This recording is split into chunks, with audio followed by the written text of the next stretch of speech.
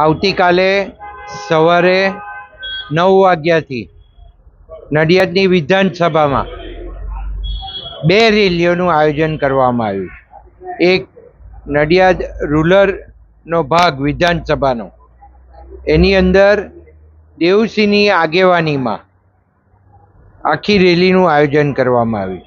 એમાં 13 ગામડાઓ અને કંજરી નગરપાલિકાને આવરી લેવામાં આવી છે અને દેવસિંહ સમગ્ર રૂટ ઉપર ફરી અને આ 14 ગામડાઓની અંદર પ્રચાર કરવાના છે.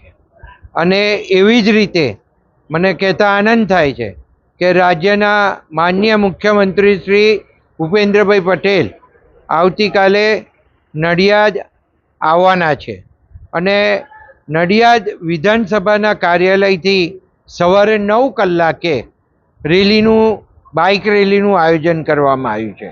અને આ બાઇક રેલીની અંદર સૌ ઉપસ્થિત રહે અને આ બાઇક રેલી સમગ્ર નડિયાદની અંદર ફરવાની છે.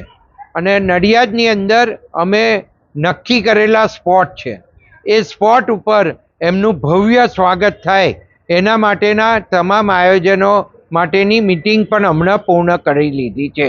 અને સંપૂર્ણ વ્યવસ્થા સાથે માનનીય મુખ્યમંત્રી શ્રીનો જબરજસ્ત પ્રચાર ભારતીય જનતા પાર્ટી માટે થાય એના માટે જ્યારે મુખ્યમંત્રી શ્રી આવી રહ્યા હોય ત્યારે નડિયાદની પ્રજા એમનું સ્વાગત કરવા માટે થનગની રહી છે.